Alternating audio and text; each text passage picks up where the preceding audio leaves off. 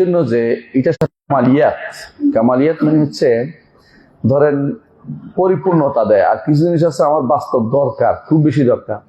দুটোর মধ্যে বিশাল পার্থক্য রয়েছে।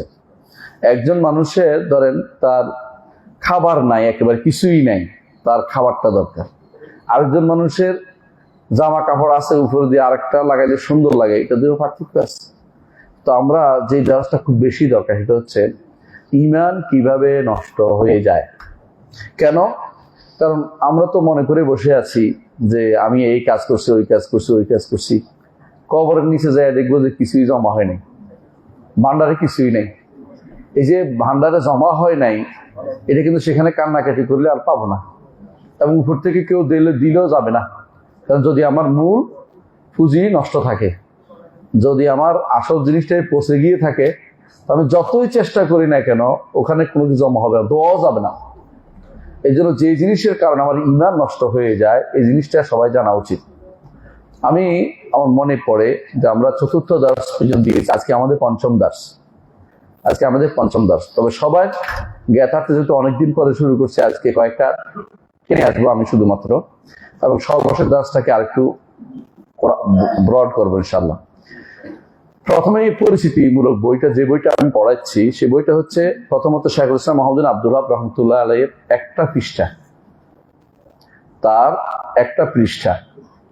শাইখুল ইসলাম মাহমুদ আব্দুল ওয়াহাব রহমতুল্লাহ আলাইহি, আল্লাহ তাকে এমন একটা যোগ্যতা দিয়ে পাঠিয়েছেন যে তিনি এক পৃষ্ঠা লিখে পাঠাতেন। সেই পৃষ্ঠাটাই মানুষে বছরের পর বছর দাস দেয়। কখনো কখনো একটা বই লিখছেন, এটাকে আল্লাহ তাআলা কবুল করেছেন। চিন্তা করতে পারেন যে ইবনে তাইমিয়াকে আল্লাহ তাআলা অষ্টম শতাব্দীতে বা ষষ্ঠ শতাব্দী, সপ্তম শতাব্দীতে পাঠিয়েছেন তাওহীদুল আসমা ওয়াস সিফাতকে প্রতিষ্ঠা করার জন্য। ঠিক মুহাম্মদ ইবনে আব্দুল ওয়াহাব রাহমাতুল্লাহ আলাইহিকে আল্লাহ পাঠিয়েছেন তাওহীদুল উলুহিয়া, ইবাদতে তাওহীদ প্রতিষ্ঠা করার জন্য। কারণ সেই সময় বা এখনো পর্যন্ত দুইটা জায়গাতেই আমাদের সমস্যা। তাওহীদুল রুবুবিয়্যাহ প্রায় সবাই মানে, আল্লাহকে এক সবাই মানে, আল্লাহ একজন আছেন, তিনি সব সৃষ্টি করেছেন, আমার স্রষ্টা তিনি, এগুলিতে কোনো সমস্যা কারো নাই। সমস্যা একটাই, আল্লাহর নামগুলো মানবো কিনা, এক গোষ্ঠী পথভ্রষ্ট হয়ে গেছে। আবার এখন সমস্যা সবচেয়ে ভয়াবহ আকার ধারণ করছে, আল্লাহর একমাত্র আল্লাহর ইবাদত করবো, তাহলে ওলি আল্লাহরা কই যাবে? শুধু আল্লাহর ইবাদত করলাম, ওলি আল্লাহদের সম্মান কে দিবে? এত ওলি আল্লাহদের আছে আমাদের দেশে, দিন নিয়ে আসছে, ওনাদের প্রতি কোনো সম্মান দেখানো হলো না, এটা কিভাবে হতে পারে? এটা দুঃখে এক একজন মরে যাবে। ওলি আল্লাহদের কারণে আমরা ইসলাম পাইছি, শুধু ওলি আল্লাহদের কি করতে হবে, এই করতে হবে, এই করতে হবে, এগুলি হচ্ছে আমাদের আবেগ। শাইখুল ইসলাম মাহমুদ আব্দুল ওয়াহাব রহমতুল্লাহ আলাইহি যে সময় এসেছিলেন, সে সময় তিনি 1206 মারা গেছেন। তো এই সময়ে তিনি যেই পরিস্থিতির সম্মুখীন হয়েছেন, বাংলাদেশের পরিস্থিতিটা এখন ঠিক হুবহু সেরকম। এই জন্য আমাদের এই সময় তো ধরেন, তখন তো আর ছিল না, মোবাইল ছিল না, বা কেউ ফেসবুকে লিখতে পারতো না। তো তিনি কি করতেন, একটা পৃষ্ঠা লিখতেন, লিখে ছাত্রদের মধ্যে কপি করা হয়, লিখে আরেকটা কপি করতে, আরেকটা কপি করে বিভিন্ন জায়গায় পাঠাই দিতেন, বিভিন্ন মাদ্রাসায়, বিভিন্ন প্রতিষ্ঠানে। মাদ্রাসা কমই ছিল, বেশিরভাগ ছিল এই মানুষের বিভিন্ন জায়গায় যেখানে জনসমাবেশ কম, কিন্তু আরব দেশে তো মানুষ কম, সেখানে একত্র করার জন্য তিনি মসজিদে পাঠাতেন। তো মসজিদে পাঠ করা হতো যে এটা করলে ইমান যায়, এটা করলে ইমান যায়, এটা করলে ইমান যায়। এর মধ্যে এইটা একটা তিনি লিখে পাঠিয়েছেন। এই অল্প কটা আপনি দেখবেন যে অনেকের ঘরেই লটকানো আছে যে এই 10টি কারণে ইমান চলে যায়, ইসলাম নষ্ট হয়ে যায়।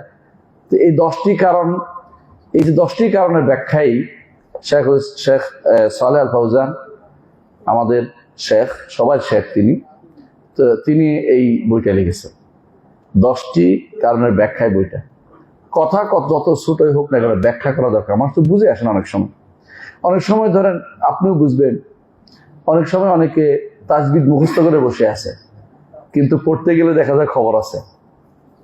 তাজবিদ মুখস্থ করে বসে আছে কিন্তু পড়ার সময় ভুল করে। এই জন্য আপনি 10টি ইমান নষ্ট হওয়ার 10টি কারণ পড়লেন, কিন্তু এই 10টি কারণ যখন বাস্তব জীবনে আসে অনেকেরই ভুল করে বসে আছে। এই জন্য আমাদের উচিত 10টি কারণের ব্যাখ্যাটা জানা। তো আমরা শাইখুল ইসলাম মাহমুদ আব্দুল ওয়াহাব রহমতুল্লাহ আলাইহির এই গ্রন্থটার একটা কারণ করে আমরা প্রথম দ্বিতীয় শেষ করেছিলাম, প্রায় প্রথমটা এবং দ্বিতীয়টা। প্রথমটা কি ছিল? আর শিরক। আল্লাহর সাথে কেউ যদি আল্লাহর সাথে কাউকে শরিক করে, তাহলে সেই ব্যক্তি তার ঈমান ইসলাম সব নষ্ট হয়ে যায়। এটা তো কথা ছিল। শরিক কিভাবে হয়, কেমনে হয়, এই নিয়ে বিস্তারিত আলোচনা করেছে, এবং এই ব্যাপারে বিস্তারিত আলোচনা আমার এই নতুন বইটার মধ্যে আর একটু আলোচনা আছে, দেখবেন আপনারা এখানে পাবেন। যে সর্বশেষ আমরা একটা আকিদার মধ্যে ইসলামী আকিদার নামে 3টা বই হয়েছে, যেটাকে সাধারণ জ্ঞানের বই, এটা আপনারা পরে দেখে নেবেন। এটার মধ্যে আলোচনা করেছি যেভাবে শিরিক কেমনে হয়, এটা সহজে সংক্ষেপে উদাহরণ দিয়ে দেওয়া হয়েছে, আপনাদের বুঝতে পারবেন। তো এটা আমি লম্বা আলোচনা করলাম, একবার আলোচনা হয়েছে। তাহলে 1 নম্বরটা কি, আল্লাহর সাথে শিরিক করলে ঈমান নষ্ট হয়ে যায়। আচ্ছা বলেন তো, একদম বলতে পারে যে কোনো মাসআলা ধরেন, বলতে পারে যে এটা শিরিক কি শিরিক না, মতভেদ হয়েছে। কথা বুঝেন, আসলে মতভেদের জায়গা নয়। কথা বুঝেন কিনা, মানে শিরিক মতভেদের জায়গা নয়, শিরিক মতভেদের জায়গা নয়। কেন বলেন তো, কেন বলতে পারবেন শিরিক কেন মতভেদের জায়গা নয়? মতভেদের জায়গা হচ্ছে ফিকহ। এটা ছাড়াও একটা জিনিস আছে কি, শিরিক আমি বলতেছি শিরিক হচ্ছে ইখবার, সংবাদে মতভেদ হইলে হয় সত্য হবে না মিথ্যা হবে। আর যদি আখবার হয়, যদি আওয়ামের হয়, নির্দেশনা হয়, সেখানে 2-3 রকম নির্দেশ হতে পারে, কিন্তু সংবাদ কখনো 2-3 রকম বৈধ হইতে পারে না। আমি যদি বলি আপনার বাবা জীবিত আছে, এই কথাটা বলি, হয় সত্য হবে না মিথ্যা হবে। জীবিত আছে নাই 2টা হইতে পারে না, কথা বুঝছেন? কিন্তু আমি যদি বলি আজান 2 রকমে, একামত 2 রকমে দেয়া যায়, এটা কিন্তু সত্য হইতে পারে না, মানে 2টাই হইতে পারে, 2 রকমে দেয়া যায় হইতে পারে। আজান কখনো কেউ, একামত কখনো 2বার করে দেয়, আমার দেশে দেয়, আরব দেশে একবার দেয়। এটা নামাজের কোনো ক্ষতি হচ্ছে না। রাসূলুল্লাহ সাল্লাল্লাহু আলাইহি ওয়াসাল্লাম বেলালকে শিখিয়েছেন একবার, আবু মাহজুরা রাদিয়াল্লাহু আনহুকে শিখিয়েছেন 2বার। এই জন্য মক্কাবাসীরা তখনকার সময় 2বার দিত, আর মদিনাবাসী একবার দিত। একামতের মাসলা এটা ছিল। রসুলের কাছে যেটা ছিল এটা আমরা প্রাধান্য দিই, এই জন্য আমরা একবার প্রাধান্য দিই। রসুল সবসময় যেটা পছন্দ দিয়েছেন। তো বোঝা গেল যে ইয়ার ক্ষেত্রে, মাসাইলের ক্ষেত্রে কখনো কখনো এক একটা মাসলা 3টা কওল ইমামরা বলেছেন। আকীদার ক্ষেত্রে, শিরকের ক্ষেত্রে ইমামরা এটা শিরিক কি শিরিক নেই মতভেদ করে নাই। যেটা শিরিক বলেছে, যেটা শিরিক নেই ওটা শিরিক বানায় নাই, একটা কওল। তো এই জন্য শিরিক এমন একটা জায়গা যেখানে মতভেদ করে, যদি আপনি কেউ মতভেদের কথা বলে, আপনি বলুন যে আমি এই জায়গায় মতভেদে আমি থাকবো না, আমি যেটা শুনছি শিরিকটা বাদ দিব, এটা নিয়ম। ধরো একজন মানুষ আপনাকে বললো যে, আমরা বললাম যে সবসময় বলি এটা, যে কেউ যদি কোনো কবরে মানত করে 10টা টাকা, সে যদি কাফের হয়ে যায় সঙ্গে সঙ্গে। একজন বললো যে রাখেন নিয়ে আপনার এটি মতভেদ হয়েছে, আপনি বললেন না এই মতভেদে আমি যাব না, এই মতভেদে আমি নাই, কারণ এটা ইমানের সাথে সম্পৃক্ত, থাকা না থাকা সম্পৃক্ত। এমন নয় যে ইমানের 2 অংশ, কিছু থাকতে পারে, এটা পুরোটাই চলে যেতে পারে। কারণ আপনার পুরো একটা বালতি দুধের মধ্যে 1 ফোঁটা ছানা পড়লে কিন্তু নষ্ট হয়ে যায়, তো এটা ফালানো যাবে না। মানে কোনো কমেই শিরকের কোনো গন্ধ আমার গায়ে লাগানো যাবে না। রাসূলুল্লাহ সাল্লাল্লাহু আলাইহি ওয়াসাল্লাম এই জন্য শিরকের তাওহীদের চারপাশে একটা ব্যূহ রচনা করেছেন। ব্যূহ তো বুঝেন, মানে একটা কি বলে রক্ষা দেয়াল বা কেন দিছেন, যে যাতে করে শিরিক না হয়ে যায়, উম্মতকে বাঁচানোর জন্য উনি বহু রকমের চেষ্টা করেছেন। এই জন্য দেখেন রাসূলুল্লাহ সাল্লাল্লাহু আলাইহি ওয়াসাল্লাম বলছেন, তোমরা বলছেন যে as-সাইয়্যিদু আল্লাহ, as-সাইয়্যিদ হচ্ছে আল্লাহ। সাহাবায়ে কেরাম কি বলতেছিলেন, আনতা সাইয়্যিদুনা ওয়া ইবনু সাইয়্যিদিনা, আপনি আমাদের নেতা এবং নেতার ছেলে। এটা সত্য কথা, কিন্তু রাসূলুল্লাহ নিঃসন্দেহে আমাদের সাইয়্যিদ, এবং তিনি সাইয়্যিদের ছেলে। তার মানে রাসূলুল্লাহ সাল্লাল্লাহু আলাইহি ওয়াসাল্লামের দাদা পরদাদা সব কি ছিল? মক্কার নেতা, কোনো সন্দেহ নেই, কথাটা সত্য। রসুল এই কথাটাকে যেন বাড়াবাড়ি না করে ফেলে, এই জন্য তাড়াতাড়ি বললেন as-সাইয়্যিদু আল্লাহ। রসুল বলেন না সাইয়্যিদু আল্লাহ, বলছে as-সাইয়্যিদ, যাতে করে কেউ as-সাইয়্যিদ একমাত্র যিনি পরিপূর্ণ, তার নেতৃত্বে পরিপূর্ণ, তিনি হচ্ছে আল্লাহ রাব্বুল আলামিন, তার সাথে কাউকে শরীক না করে ফেলে। এই জন্য তিনি as-সাইয়্যিদু আল্লাহ, তোমরা বাড়াবাড়ি করিও না। আবার দেখেন সাহাবার মধ্যে কেউ বলে বসতো যে মাশা আল্লাহ ও সেটা আল্লাহ যা চেয়েছেন আপনি যা চেয়েছেন, সঙ্গে সঙ্গে বলছে লা লা লা লা, শিরিক করে ফেলবা। তাড়াতাড়ি বলো মাশা আল্লাহ, আল্লাহ যা চেয়েছেন, তারপর আপনি যা চেয়েছেন, তারপর বলো এবং বলিও না, মানে আর বলিও না, ও বলিও না, এবং বলিও না, বলো কি বলতে হবে? তারপর আল্লাহ যা চেয়েছেন তারপরে আপনি যা চাচ্ছেন। এটা হতে পারে, এটা ওই সময় হতে পারে যখন এখানে কি আছে, সত্যি সত্যি এই ব্যক্তির কোনো দখল আছে, কাজের মধ্যে কোনো কাজ আছে, তাহলে বলতে পারবেন যে তারপর আপনি। আর যদি এখানে তার কিছু নাই থাকে তারপরে বললেও যায় যাবে না, এটা কথা বুঝছেন? আপনি ধরেন বললেন যে আল্লাহ চেয়েছেন, আপনি আল্লাহ চেয়েছেন আমার ছেলে চাকরি হয়েছে, তারপর আপনি চেয়েছেন আসলে সে চায় না, তাহলে মিথ্যা কথা বলছেন। তারে খুশি করার জন্য মিথ্যা কথা বলা যায় না। আর সত্যি সত্যি সে দৌড়াতে থাকে তো বলবেন যে আল্লাহ চেয়েছেন তারপর আপনি চেষ্টা করেছেন। কিন্তু আল্লাহ এবং আপনি চেয়েছেন এটা বললে আপনি কি হয়ে যাবেন? শিরক করে ফেলবেন। কারণ এই জায়গাটা, চাওয়ার জায়গাটা একমাত্র আল্লাহ মাশিয়া, এখানে কারোর সাথে সম্পৃক্ত হয় না। এই জন্য শিরকের জায়গাটা আমি আগেও বলছিলাম এত ভয়াবহ জায়গা যে এখানে আপনি যখনই শুনবেন এটা শিরক হতে পারে তখন সাদ্দান লিজারিয়া, মানে অন্যায়ের পথ রুদ্ধ করার জন্য আপনাকে দূরে সরে আসতে হবে না, এটা আমি কোনো কিছুতেই আমি এখানে সহযোগিতা করব না। একজন মানুষ ধরুন বলল, আমরা এটা ইনশাআল্লাহ পড়বো, যে কবরের কাজ, কবর জিয়ারতের জন্য যাচ্ছে একজন মানুষ। কোথায় যাচ্ছে? শাহজালাল, শাহজালাল যাচ্ছে, তাই না? যায় না অনেকে? আপনি বলবেন যে কেন যাচ্ছেন? যদি বলে যে কবর জিয়ারত সুন্নত, আলহামদুলিল্লাহ, চলেন আপনার বাবার কবরটা জিয়ারত করে আসি, আপনার মায়ের কবরটা জিয়ারত করে আসি, আমরা কাছেই তো। বলছেন আমি শাহজালাল কবর যাবো। কেন ওখানে যাবেন কেন? নিশ্চয়ই কোনো পাওয়ার আছে কিনা? বললেন আমার পাওয়ার আসে নাই, এটা বলবে। তবে ওনার কবরের কাছে গেলে আল্লাহ খুশি হয়ে যাবে ইত্যাদি ইত্যাদি বলে না, এই জন্য আপনি যেতে পারবেন না। তাহলে আপনার এই যে আরেকজনের উপর তাওয়াক্কুল চলে আসতেছে, এইটাই শরীয়তে নাই। এই জন্য ইসলামের কবর সংস্কৃতির এই জায়গাটা নাই।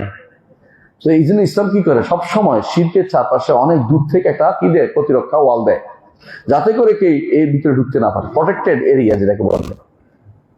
আপনারা জানেন যে সরকারি কিছু প্রটেক্টেড এরিয়া আছে, ওখানে আশেপাশে ঢুকতে দেন, মানে আরেকটা দেয়। বিমানবন্দর দেখবেন যে একটা দেয়াল আরেকটা দেয়াল দিয়ে আছে, কি জন্য? যাতে করে এটা পারলে আরেকটা যেন পালিতে না পারে, একটা ওয়াল দিয়ে দেয়, আরেকটা বেড়া দিয়ে দেয়, বিভিন্ন জিনিস দিয়ে দেয়। এই জন্য শিরক হচ্ছে ভয়াবহ জায়গা, এখানে কি লাগবে? সবসময় প্রটেক্টেড এরিয়া লাগবে। এই জন্য প্রথম যা করলে ইসলাম থেকে বেরিয়ে যায় তার এক নম্বর হচ্ছে শিরক করলে। এটা আমরা প্রথম পড়িয়েছি, আমরা এটা পড়িয়েছি। দ্বিতীয়টা আমরা পড়িয়েছিলাম যে দ্বিতীয়টা যার কারণে ইসলাম থেকে মানুষ বেরিয়ে যায়, ইসলাম থেকে বেরিয়ে, তা হচ্ছে যে ব্যক্তি আল্লাহর মাঝে এবং তার মাঝে মাধ্যম সাব্যস্ত করবে। কথা শেষ হয় নাই, কিন্তু কথা শেষ হয় নাই। মাধ্যম সাব্যস্ত করে সেগুলিকে ডাকবে অথবা সেগুলির কাছে সুপারিশ চাইবে এবং সেগুলির উপর ভরসা করবে, যে কোনো একটা করলেই হবে।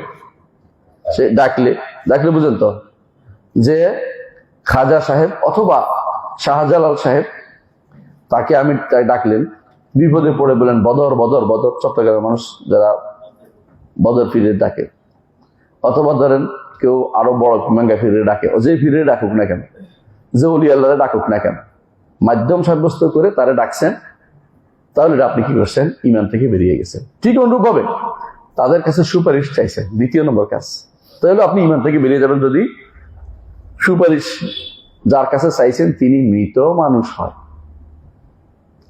জীবন্ত মানুষের সুপারিশ চাইতে পারবেন কিনা? হ্যাঁ, চাইতে পারবেন। হালালে চাইতে পারবেন, হালালে, যে আমি আমার ঘর দিয়ে একটা ভুল হয়ে গেছে, আপনার সুপারিশ দিচ্ছে, ওনাকে বলে দেন আমার পক্ষ যাতে আমার আক্রমণ না করে, আমার না ধরে, ভালো কাজে করতে পারবে। কিন্তু আল্লাহর হাদ, আল্লাহ যে সীমা দিছে, সীমা রেখা দিছে, নির্দিষ্ট একটা শাস্তির ব্যবস্থা আছে, ওখানে সুপারিশ নিষিদ্ধ।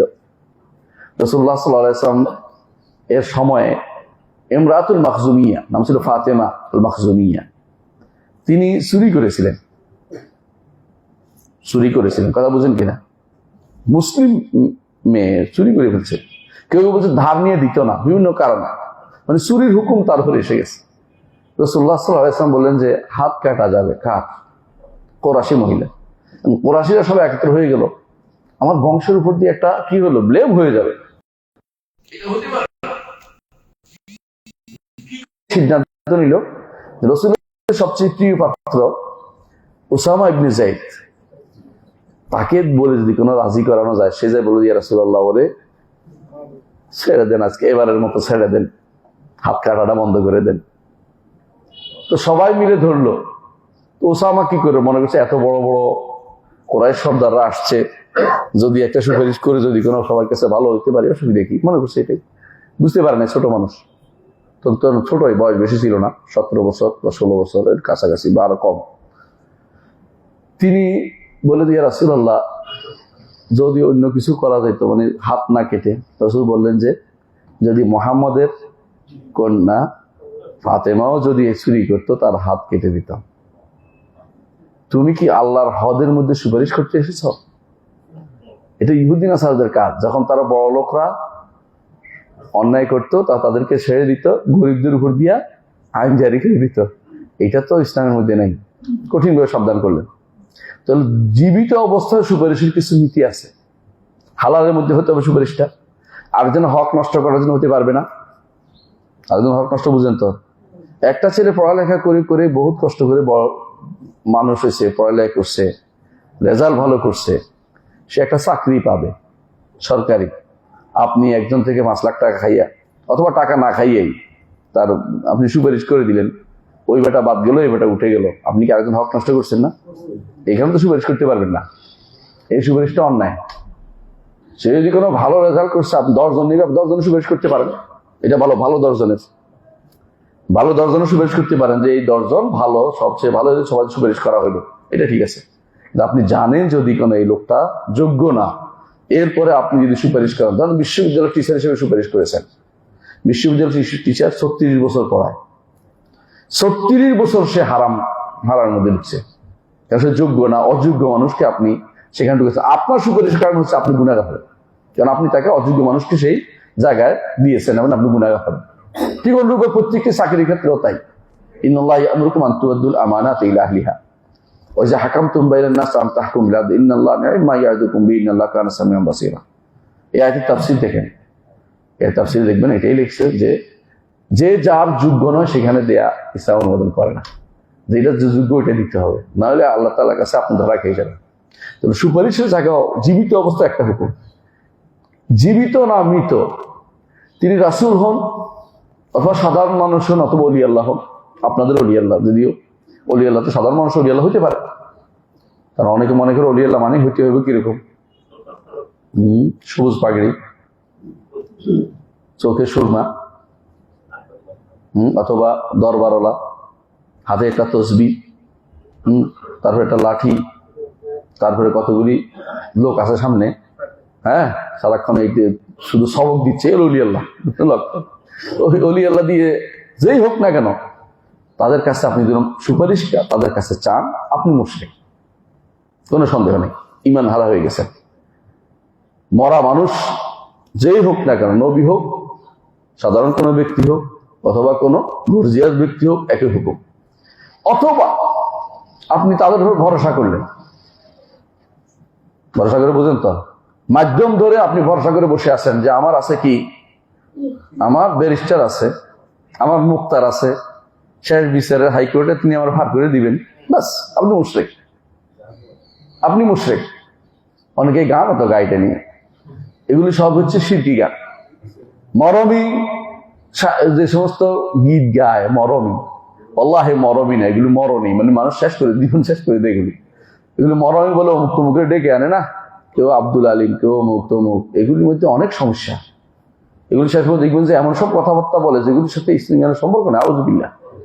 আরো বেশি সম্পর্ক হচ্ছে বর্তমানে অনেকগুলি গান যেগুলি গায়, কেউ জাগরণী, কেউ বাগরণী, কত রকমের গান যে বের হয়েছে, এরপরে কেউ তো ইসলামী সঙ্গীত, এগুলির মধ্যে ভয়াবহ গুনার কথাবার্তা আছে, কোনটা শিরকি জায়গায় চলে যায়। ফুল ফুটে হেসে বলে ইয়া রাসূলুল্লাহ, ঠিক নাকি? মিথ্যা কথা বলছে, এটা মিথ্যা, শিরক না হলে মিথ্যা কথা। ফুল কোনোদিন ইয়া রাসূলুল্লাহ বলে নেই, মিথ্যা কথা। এটা মিথ্যা কথা আপনি কেন চালু করে দিচ্ছেন?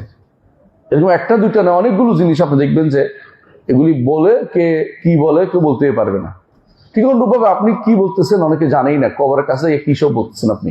হুজুর রাসূলুল্লাহ সাল্লাল্লাহু আলাইহি ওয়াসাল্লাম এই জন্য বলেছেন, জুরুল কুবুর ওয়ালা তাকুলু হুজরান, কবর জিয়ারত করো তবে সেখানে হুজুর বলিও না। হুজুর অর্থ হচ্ছে বাড়তি কথা, যেই কথার কারণ ভুল কথা, অন্যায় কথা, যেটার কারণে তোমার বিপদ রেখে আসবে এমন কথা বলিও না ওখানে। সর্বোচ্চ জিয়ারত কি জন্য আমরা শিখেছি? জিয়ারত কি জন্য? 1 নম্বর হচ্ছে সুন্নাহ, 2 নম্বর হচ্ছে আখিরাতকে স্মরণ করা, 3 নম্বর হচ্ছে দুনিয়া বিমুখ হওয়া, তাই না? 4 নম্বর হচ্ছে মৃত ব্যক্তির জন্য দোয়া করা। বাস, শেষ। এর বাইরে আর কোনো কিছু আপনি খুঁজে পাবেন না। তাহলে এইগুলি করতে হলে তো আর ভাই শাহজালালের কাছে যাওয়া লাগে নাকি? এগুলো তো আপনি যে কোনো কবরের কাছে গেলে দেখবেন কত কবরস্থান পড়ে আছে। সকালবেলা যখন হাঁটতে যান, প্রয়োজনে আসার সময় ঘুরে একটা কবর জিয়ারত করে আসেন। আখিরাতের কথা স্মরণ হবেই হবে। কেন? আপনার মনে হবে আজ যদি মরে যাই, কালকে এই জায়গায় আমার হবে। আমি যে লাফালাফি করেছি, দৌড়াদৌড়ি করেছি, বেহুদা চলে গেছে। আমার মনে পড়ে, আমি যেই জায়গায় থাকি এখন গাজীপুরা, এক লোককে দেখতাম সারাক্ষণ আরেকজনের বিরুদ্ধে লেগে থাকতো, এবং অল্প কিছু জায়গা নিয়ে। লোকটা কিছুদিন পর মারা গেল। এখন বেটার এই জায়গা তো কে নিবে, মানে বেটার এই জায়গা নিয়ে কারো কোনো মাথা ব্যথা নাই, শেষ হয়ে গেছে। মানে এটা নিয়ে যে চিৎকার আরম্ভ হয়েছে, মরে গেছে, সব শেষ হয়ে গেছে। অথচ দিনের পর দিন মিটিং করে তার সাথে বসে কোনো সমাধান দেওয়া হয় নাই, কিন্তু মরার পরে কিন্তু সমাধান হয়ে গেছে সব সাথে সাথে।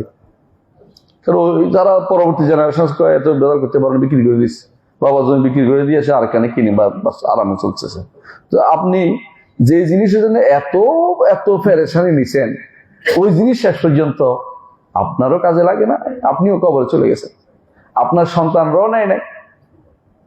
বুঝেন নাই? অনেক সময় ধরেন আমাদের সিদ্দিকী ভাই একটা বাড়ি কেনার জন্য লন্ডনে কত চেষ্টা করছে। আমি এটা গল্প করার জন্য বলতেছি, আবার সত্য না। এখান থেকে টাকা নিয়ে ওখান থেকে টাকা নিয়ে লাফালাফি করে অনেক বাড়ি গাড়ি কিনছে, একটা সুন্দর বাড়ি কিনছে, বুঝলেন তো? শেষ জীবনে মনে করছে টাকা তো চা সিটে দিয়ে বাড়িটাই করছি, দেখে যে সন্তান তো অন্যদিকে চলে গেছে, সন্তান তো তার বাড়িতে নাই, এই বাড়ি থাকে না। কয়দিন পরে মরে গেছে, ওই বাড়িতে চিঠে তার কবর হয়ে গেছে, কেউ দেখার মতো নাই। বউ তো আগে মরে গেছে, না মরে নাই বাবা জানি না, আন্দাজ করলাম। তো এখন এই যে অবস্থাটা তৈরি হয় কেন? আমি এটা মোহের মধ্যে ছিলাম, মোহ। এই মোহটা আমার ভঙ্গ হয়েছে যখন মরে গেছে। মরার আগ পর্যন্ত এটা ভাঙে নাই। এটাই আল্লাহ তাআলা বলছেন, আল্লাহকুমুত তাকাসুর হাত্তা যুরতুমুল মাকাবির। কবরে যাওয়া পর্যন্ত তুমি ভুলে থাকবা, কবরে যাওয়ার পরে তার হুঁশ হবে, এর আগে হুঁশ হয়ই নেই। এই যে ভুলের মধ্যে আমি পুরোপুরি কাটিয়ে দিচ্ছি, এই মোহটা আমাকে একেবারে শেষ সময় পর্যন্ত আমাকে হুঁশে আনবে না। পুরো সময়টা আমার এটার মধ্যে কেটে যাচ্ছে।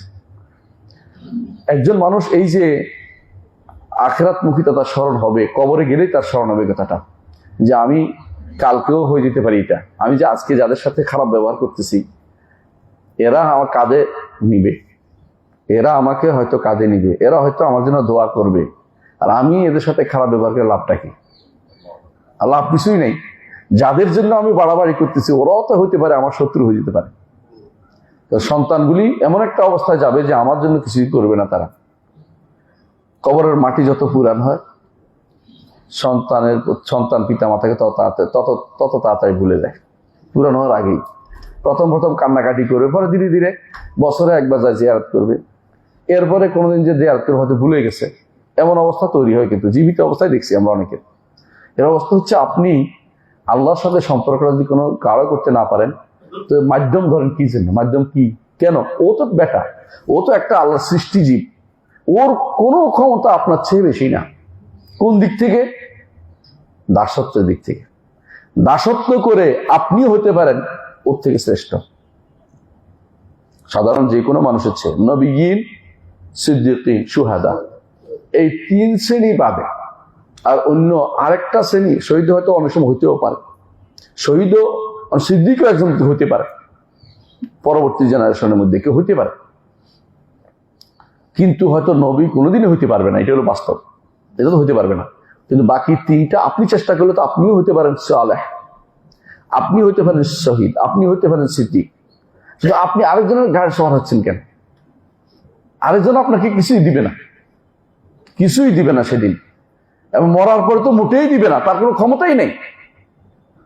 আজকে আমি খুতবাতে বলছিলাম যে যারে আপনি কাঁধে করে আনছেন, আইনা দোয়া করছেন, আল্লাহ মাগফির লাহু ওয়ারহামহু ওয়াআফিহি, আল্লাহুম্মা গফির হাইয়িনা মাইয়িতিনা শাহিদিনা গায়বিনা, আল্লাহ ক্ষমা করো ক্ষমা করো ক্ষমা করো, এত কিছু বলছেন, তাই না? এটা প্রত্যেকেই দোয়া করে, কিন্তু একেবারে যদি বলেন যে একেবারে আব্দুল কাদের জিলানী, তার জন্য দোয়া করছে, সবাই করছেন। চিশতি, মঈনুদ্দিন চিশতির জন্য দোয়া করে না মানুষে? কবর দেওয়ার পরে কি দোয়া করছে? আল্লাহুম্মা সাব্বিতহু, আল্লাহুম্মা সাব্বিতহু, আল্লাহুম্মা সাব্বিতহু, আল্লাহ এরে সাবেত করো, আল্লাহ প্রশ্ন উত্তর দিতে পারে, এটা করেন। এরপরে যখন একদিন পরে এখানে বিল্ডিং উঠলো, এখন তার কাছে চাওয়া শুরু করছে। এতক্ষণ তার জন্য ক্ষমা চাইছেন আল্লাহর কাছে, বিল্ডিং উঠার পরে এখন তার কাছে চাওয়া শুরু করছে। আপনি কি পাগল? খাবার আপনার কি আকল নাই? আপনি কি জন্য তার কাছে চাচ্ছেন? এই জন্য এই মাধ্যমগুলি আমাদের জন্য বিপদের কারণ হয়ে দাঁড়ায়। এই মাধ্যমগুলি কখন শিরিক হবে? যখন এগুলির প্রতি এগুলিকে ডাকা হবে সরাসরি। যেমন কি বলে, ইয়া আব্দুল কাদের শাইআন লিল্লাহ, আব্দুল কাদের আল্লাহর জন্য কিছু দাও। অথবা বলবে খাজারে তোর দরবারে কেউ ফিরে না খালি হাতে, এটাও তাকে ইমান হারা করে দিচ্ছে। অথবা শাহজালাল দরবারে সরাসরি এসে বলছে, বাবা শাহজালাল, আমার ছেলেটা অসুস্থ, আপনি সুস্থ করে দেন, প্লাস শেষ, আর কিছু চাওয়া হয়েছে। অথবা সে বলবে কি সুপারিশ চাইছে, এটাও কিন্তু চাওয়া, এটাও কিন্তু চাওয়া। কেউ যদি রসুলের কবরের কাছে যায় বলে, রসুল আল্লাহকে বলে, রসুল আল্লাহকে, আপনি আল্লাহকে বলে দেন, আল্লাহকে বলে দেন, আল্লাহ আপনার কাছে চাই, আপনি আল্লাহকে বলে দেন তিনি যেন আমাকে দেয়, এটাও শিরিক। এইটা চাইতে বলতে পারবেন না, কোনো কবরের কাছে এটা করতে পারবেন না, কোনো ব্যক্তির কাছে না। কবর কেন, এটা কেউ এই মাধ্যম শরীয়ত অনুমোদন করেই নেই কোনোদিন, এই মাধ্যম শরীয়ত অনুমোদন করে নাই। আবার ধর আরেকটা তাওয়াক্কুল করলেন আপনি, আল্লাহ ব্যতীত কারো উপর ভরসা করে বসে আছেন যে তিনি আমারে পার করবেন, তিনি আমার, আমি তাকে বলে দিছি তিনি যা ইচ্ছা তা করে পারবেন, তিনি আমারে রোগ সারাই দিবেন, তিনি আমার ব্যবসায় উন্নতি করে দিবেন, বাস আপনি মুশরিক, আপনি মুশরিক, কোনো সন্দেহ নেই। তাহলে আপনি শিরিক, যে মাধ্যম মানে তিনটা কাজ করে, কেউ সরাসরি ডাকে, কেউ সুপারিশ হিসেবে ডাকে, কেউ তাওয়াক্কুল করে। এই তিনটে জিনিসে আমরা গত সর্বশেষ দর্শে পড়িয়েছিলাম। আজকে আমি এই তিনটে জিনিসের সংক্ষেপে বলবো। মাধ্যমের ঘটনাটা কি আসলে? মাধ্যম ঘটনাটা হচ্ছে, মাধ্যম কিন্তু এমনিতে একটা লাগে আমাদের বাধ্যতামূলক। সেটা কি জানেন? যেমন রাসূলগণ আমাদের কাছে আল্লাহর দ্বীন প্রচারের মাধ্যম, এই মাধ্যম আপনাকে মানতেই হবে। কেউ যদি বলে আমি আমার কলব আমার রব থেকে বলছে, তাহলে সে ব্যক্তি ঈমানদার না, সে মিথ্যা কথা বলছে। কলব সরাসরি আল্লাহ থেকে বলতে পারে না। তো আপনার দ্বীন নিতে হবে কিভাবে? রাসূলের মাধ্যমে, রাসূলের মাধ্যমে। এই হিসেবে হাদিস অস্বীকারীরা কি পথভ্রষ্ট, এবং তারা কাফেরও হয়ে যায়, কারণ তারা রাসূলকে দ্বীনের মাধ্যম মনে করছে না। কোরআন কি উড়ে আসছিল? কোরআন তো রাসূলের মাধ্যমে আসছে, কোরআন সাহাবায়ে কেরামের মাধ্যমে আসছে। ঠিক হাদিসও রাসূল থেকে আসছে, সাহাবায়ে কেরামের মাধ্যমে আসছে। কিছু মানি কিছু মানি না, এটাও চলে না, এটাও চলে না। এই কারণেও সে কি হয়ে যায়? কাফের হয়ে যায়। এই জন্য একটা মাধ্যমকে মানতেই হবে, সেটা হচ্ছে রাসূলদেরকে। কিসের জন্য? দুনিয়ার প্রাপ্তির জন্য না, দুনিয়া হেদায়েতের জন্য, রিসালাত পাওয়ার জন্য, আল্লাহ শরীয়ত পাওয়ার জন্য, আকীদা বিশ্বাস নেওয়ার জন্য। আপনি রাসূলের মাধ্যম ছাড়া আর কোনোভাবে আপনি কোনো মাধ্যম নিতে পারবেন না। এই জন্য আল্লাহ তাআলা মানুষদেরকে উযর নিছে। কোনটা উযর নিছে? যেখানে নবী রাসূল পাঠায়নি সেখানে আল্লাহ তাআলা কাউকে শাস্তি দিবেন না। ওমা কুন্না মুআযযিবিনা হাত্তা নাবআসা রাসূলা, রাসূল না প্রেরণ করে আমরা কাউকে শাস্তি প্রদানকারী নই। কারণ তিনি হুজ্জাতুর রিসালিয়া বলে যে রাসূল প্রেরণ করে যে প্রমাণ প্রতিষ্ঠা করা, এটা তিনি করেন না, আল্লাহ এজন্য তাকে শাস্তি দিবেন না। হাসর দিন তিনি তাদেরকে পরীক্ষা করবেন, তিনি তাদেরকে পরীক্ষা করবেন। তবে একজন রাসূল যদি কোনো, খেয়াল করবেন এটা, একজন রাসূলের আলো ছিল কিন্তু পরিবর্তন করে ফেলেছে, তাহলে মাপ পাবে না। কথা বুঝছেন? আরবরা কেন মাপ পায় নাই? কারণ ইব্রাহিম আলাইহিস সালামের রিসালাত ছিল এবং ইসমাইলের রিসালাত ছিল। এই জন্য রাসূলের বাপ মা বিপদে আসছিল। কারণ শিরিক করছে, নইলে নইলে রসুল বললো কেন যে জাহান্নামী। কিন্তু দেখেন একই সময়ে দুইজনের ব্যাপার রাসূলুল্লাহ সাল্লাল্লাহু আলাইহি ওয়াসাল্লাম কিন্তু খুব সুনাম করেছেন, কারণ তারা ইব্রাহিম আলাইহিস সালাম দিনের উপর ছিল, তারা নষ্ট করে নাই। এর মধ্যে একজন হচ্ছে কি নাম, ওয়ারাকা ইবনে নওফল, তিনি তো খ্রিস্টান ধর্ম গ্রহণ করছেন।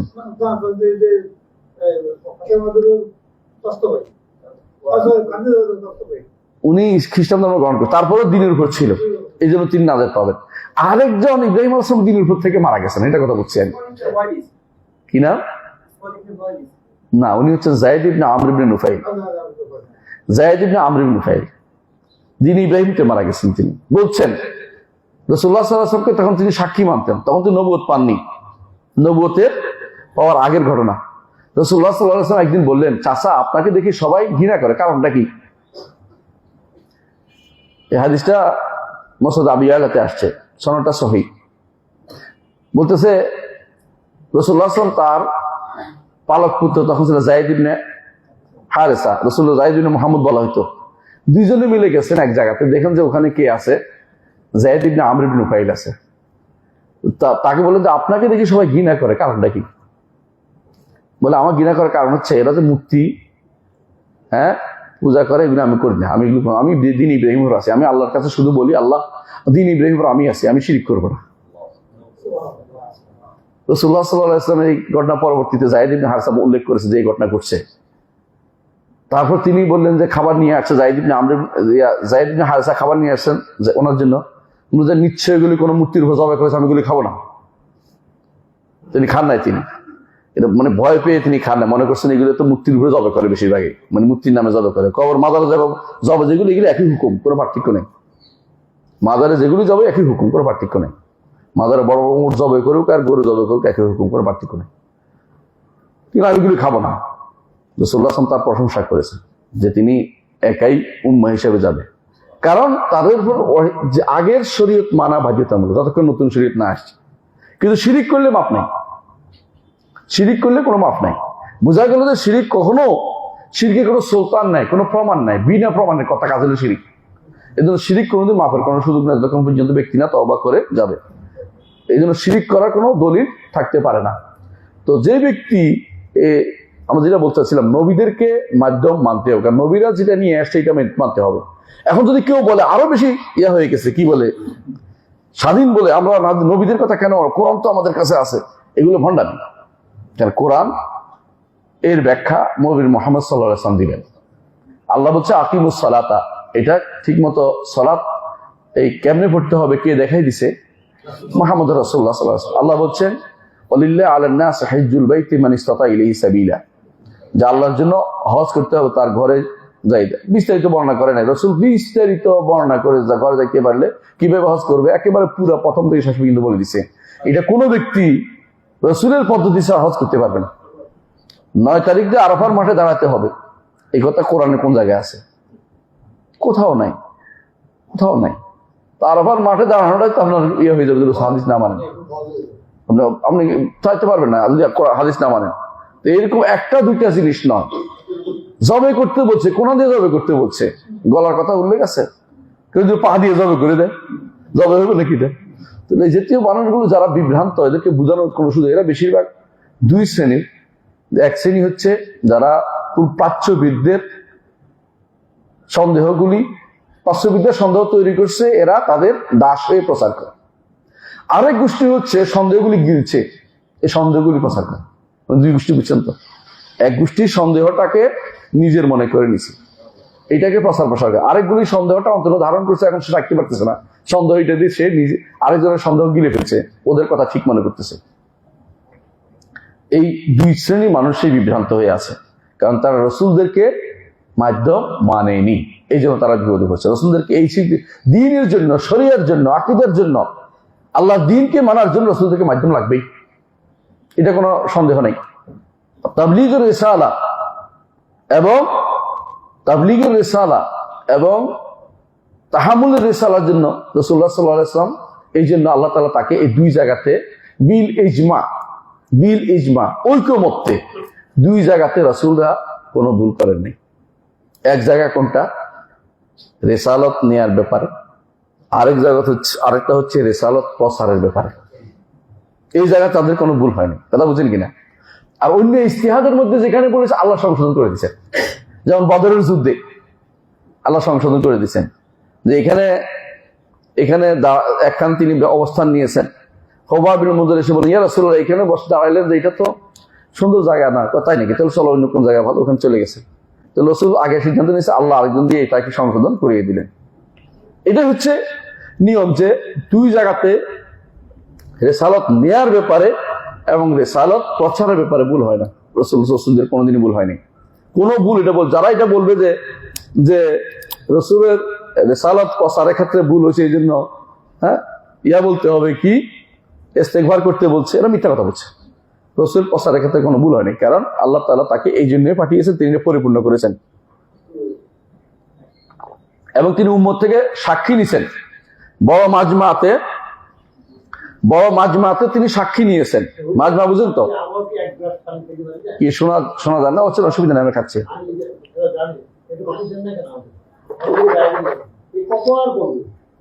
রাসূল যে আচ্ছা ইনশাআল্লাহ দিবেন। এই পানি দেন নাকি? আমারটা দেই। তাই তো আচ্ছা শোনেন, তাহলে বলি যে তাহলে বোঝা গেল যে এই জায়গা থেকেও যদি বলে যে রাসূল তার রিসালাত প্রচারের ক্ষেত্রে ভুল করেছেন, তাহলে সে ভুলের মধ্যে আছে, নিজে ভুল করছে। যেই বলেন না কেন তিনি ভুল করেছেন। রাসূলের প্রচারের ক্ষেত্রে, তাহাম্মুলের ক্ষেত্রে তার কোনো ভুল কোনোদিন কেউ বলতে পারবে না। আমরা কোথাও ভুল বলছি না, কিন্তু অন্য জায়গাতে যেগুলি আল্লাহ সংশোধন করে দিয়েছেন, এই জায়গাতে সংশোধন করেন নাই। রিসালাত নেয়ার ব্যাপারে অত প্রচারের ব্যাপারে সংশোধন হয়, এই সংশোধন করে দিয়েছেন। কোথাও তিনি ইজতিহাদ করেছেন, তিনি সংশোধন করে দিয়েছেন। এই যে কোরআন হাদিসে আমরা দেখতেই পাই। আল্লাহ কি বলছে? আফাল্লাহু আনকা লিমা আযিনতা লাহুম। যে রাসূল কাউকে অনুমতি দিয়েছেন যে না গেলেও চলবে, আল্লাহ বলে আল্লাহ আপনাকে ক্ষমা করে দিন। কেন অনুমতি দিলেন?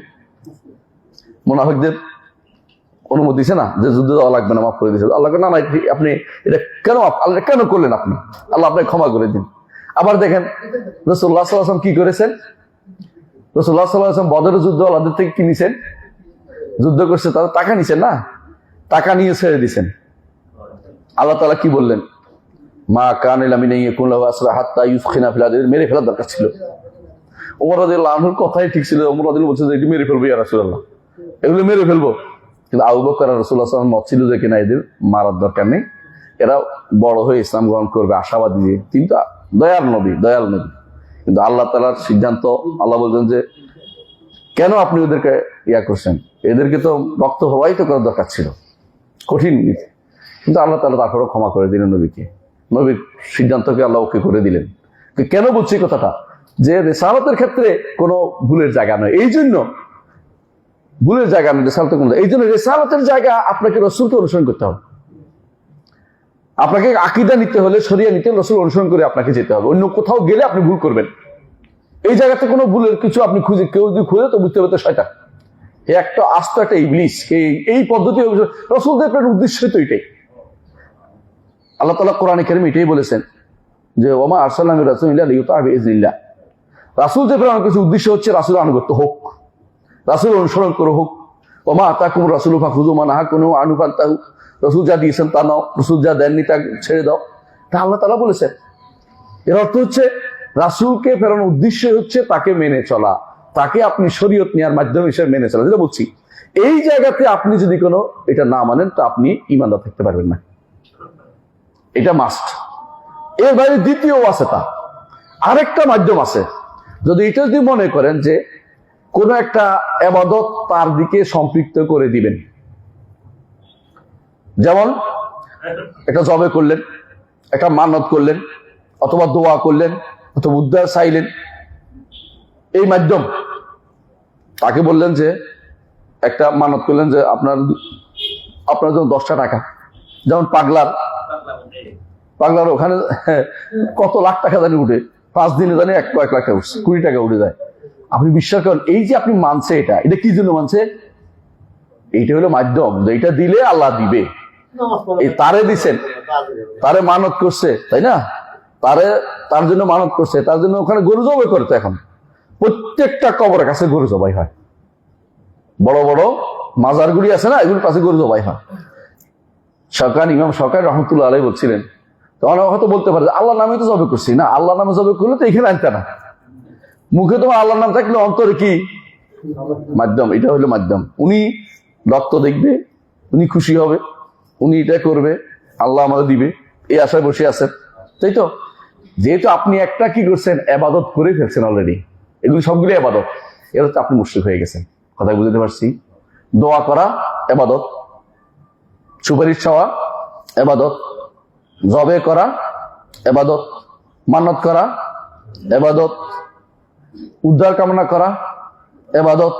তারপরে এইগুলি যে কোনো একটা তো করে ফেলছেন অলরেডি, এটা আপনি মুশরিক হয়ে গেছেন। এই মাধ্যম মানা শিরক, কোনো সন্দেহ নেই। আগের মাধ্যম মানা শিরক ছিল না, আগেরটা কি ছিল?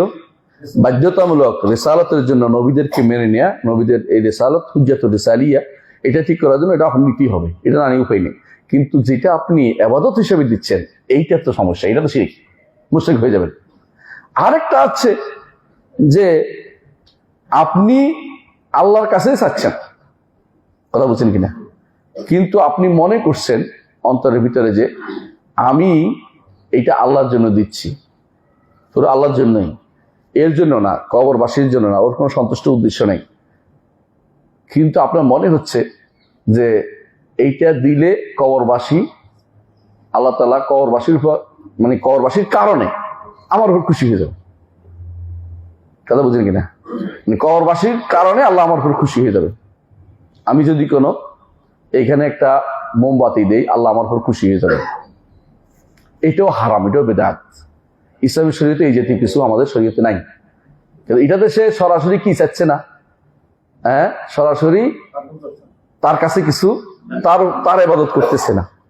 এখানে যেটা সমস্যা হচ্ছে, এটা সে আল্লাহর জন্যই দিচ্ছে, কিন্তু মনে মনে কি রাখছে, হুজুরের সন্তুষ্টি আছে, হুজুর তো ভালো মানুষ ছিল, ওনাদের দিলে আল্লাহ ওনার দিকে তাকাইয়া আমার দিবে, আল্লাহই দিবে।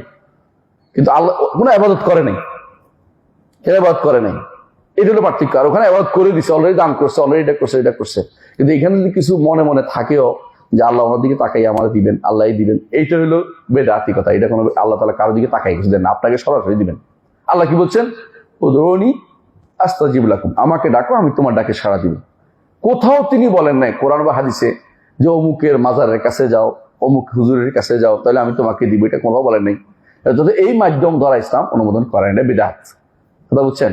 তো হয় বেদাত কি হবে, বেদাত হবে, হারাম হবে, না হলে কি হবে, শিরক হবে, না হলে কোনোটা যেটা ফরজ আছে একটা, এটা কোনটা, রাসূলদেরকে মাধ্যম মানা ফরজ। কি জন্য? কি জন্য?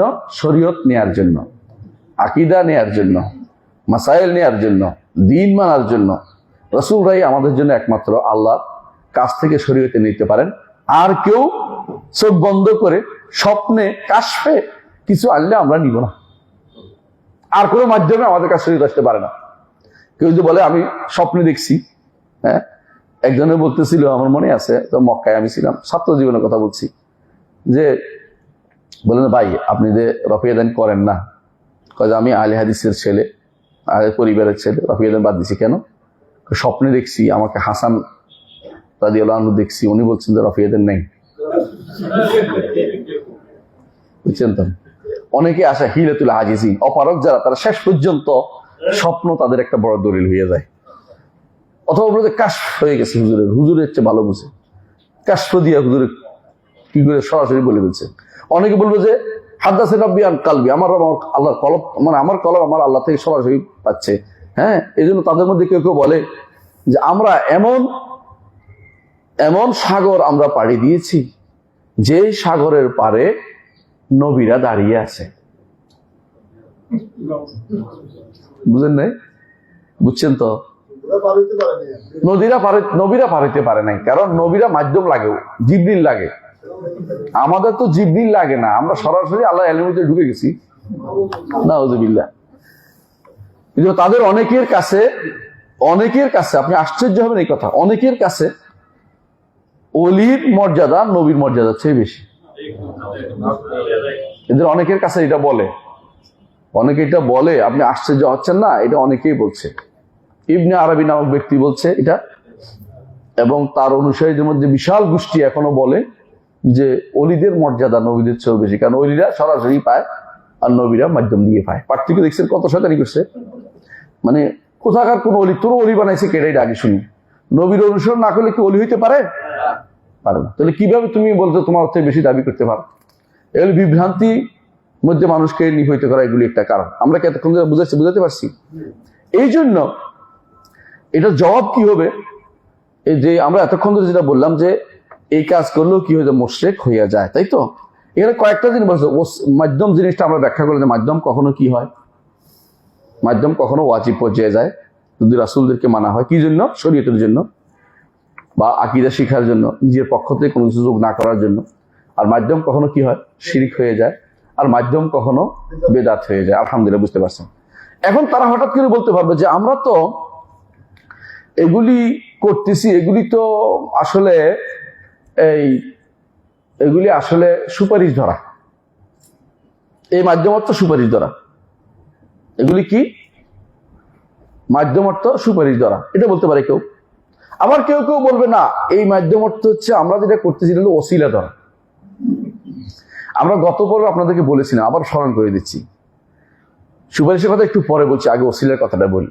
তাদের এক নম্বর সন্দেহ এটা যে আমরা তো ওসিলা ধরছি। আসলে আল্লাহ তো কোরআনে বলছে, কি বলছে? ইয়া আইয়ুহাল্লাযীনা আমানু তাকুল্লাহ ওয়াবতাগু ইলাইহিল ওয়াসিলা, হে ঈমানদারগণ, আল্লাহর তাকওয়া অবলম্বন করো এবং ওসিলা তালাশ করো। আমরা তো ওসিলাই ধরছি, ওসিলা তালাশ করো। এই যে ওসিলা তালাশ করে কথাটা বলে, এখানে ভুলটা কোন জায়গায়? হ্যাঁ, আহসানতা, ওসিলার অর্থে ভুল করেছে। কারণ আরবি ওসিলা আর বাংলা, ফার্সি, উর্দু, তুর্কি ওসিলা এক না। আরবি ওসিলা অর্থ হচ্ছে নেক আমল, নেক আমল। এরা নেক আমলকে মাধ্যম মনে করে বসে আছে।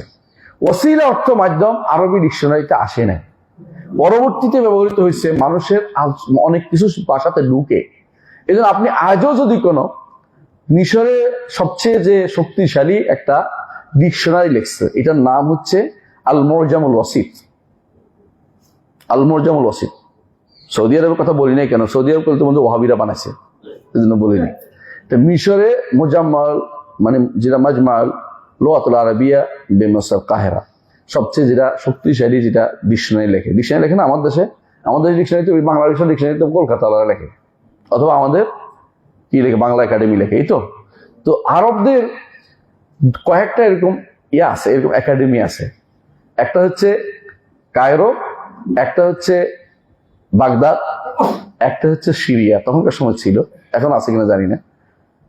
তো এইগুলিতে তারা নির্ধারণ করে কোন শব্দের কি অর্থ, আগের দেখে, দলিল প্রমাণ দেখে তারা নির্ধারণ করছে যে ওসিলার দুইটা অর্থ। একটা অর্থ হচ্ছে নৈকট্য প্রাপ্ত স্থান, আর নৈকট্য প্রাপ্ত লোক, মানে হয় ব্যক্তি নইলে স্থান হবে। নৈকট্য অর্থাৎ তুমি ওসিলা দিয়ে আল্লাহর নৈকট্য পাবে, অথবা তুমি ওসিলা অর্থ হইলে আল্লাহর নৈকট্য পাওয়ার জায়গায় যাবে। তো আমার নবীর জন্য একটা জায়গায় শুধু খাস, এটা হচ্ছে ওসিলা বলতে বুঝাইছে কোনটা? ওই যে হাসরের দিন এক জায়গায় তিনি যেখানে থাকবেন, সেখান থেকে তিনি আল্লাহর কাছে কি করবেন? আমাদের জন্য সুপারিশ করবেন। এটা হলো ওসিলা। যে দোয়াটা আমরা কোথায় করি? ও আতিল ওয়াসিলাতা ওয়াল ফাদিলা ওয়া বাসু মাকামাহুদিরে করি। আরেকটা ওসিলা হচ্ছে যেটা এই আয়াতের মধ্যে আসছে, হে ঈমানদারগণ, আল্লাহ তাকওয়া অবলম্বন করো এবং তোমরা আল্লাহর নৈকট্য তালাশ করো। আল্লাহর নৈকট্য কিসে হবে? নৈকট্য হবে নেক আমলের মাধ্যমে, যে কোনো নেক আমলের মাধ্যমে। মাধ্যম ধরা এটার অর্থ কোনোদিনই ঠিক নয়। ওসিলা অর্থ মাধ্যম ধরা নয়। এটা বুঝে নাই কেন? কারণ ওসিলা উর্দুতে মাধ্যম ধরা আছে, বাংলাতে হয়তো আছে, ফার্সিতে আছে, অন্য ভাষায় আছে। আরবি ভাষাতে ওসিলা অর্থ মাধ্যম কোনো ডিকশনারিতে লেখে নাই, কোনো তাফসিরও লেখে নাই। আপনি অনেকে আয়কার 1200 হিজরির আগ পর্যন্ত কোনো তাফসিরে আপনি ওসিলা অর্থ মাধ্যম পাবেন না। তো প্রথমে ভুলটা কে করেছে? প্রথমে ভুলটা করেছে এই ওসিলা অর্থ মাধ্যম লিখেছে কে? তাফসিরের মধ্যে রুহুল বায়ান নামক এক ব্যক্তি, বুরুসবি, যিনি তুরস্কের এক লেখক। তিনি কোরআনে একটা তাফসির করেছেন, কতক্ষণ ফার্সি, কতক্ষণ তুর্কি ভাষা, কতক্ষণ আরবি ভাষা, সব মিলে একটা তাফসির করেছেন, নাম দিয়েছেন তাফসির রুহুল বায়ান। রুহুল বায়ান, হ্যাঁ, এটা তো সবাই অনুবাদ করার খুশি, এটা পাইলে খুশি, আর কিছু লাগে না। বেদাতীদের একটা পুরো একটা পাওয়া গেছে এটার মধ্যে, তারা আগের কোনো কিতাবে তারা পায়নি। আচ্ছা বলো তো 1200 ইজি পর্যন্ত মানুষ যেটা বুঝলো না, তুমি 1200 ইজি পরে আছে এটা কেমনে বুঝছো? তত এই বুঝা ঠিক না, তোমার তো বুঝা উচিত, এই বুঝা তো সঠিক বুঝ না। এটা তো নতুন কোনো আবিষ্কার জিনিস না, এটা যে আমি নতুন আবিষ্কার জিনিস পাইছি এটা না, তো পুরাতন জিনিস সবাই যেটা বুঝে না, তুমি নতুন করে বুঝলি না কেন? তাহলে বোঝা গেল ওসিলা নাম দিল, এটা কি নয়? ভুল। ওসিলা অর্থ এটা নয়। যেখানে যেখানে ওসিলা অর্থ আসছে, কোথাও কোরআন বা হাদিসের কোথাও ওসিলা অর্থ মাধ্যম হিসেবে আসে নাই, সুতরাং তাদের এই মাধ্যম ধরারও কোনো দলিল নাই। 2 নম্বর, তারা হয়তো বলতে পারে যে এর মাধ্যমে তো আমরা আল্লাহকেই সম্মান করতেছি। কথা বুঝেন কিনা?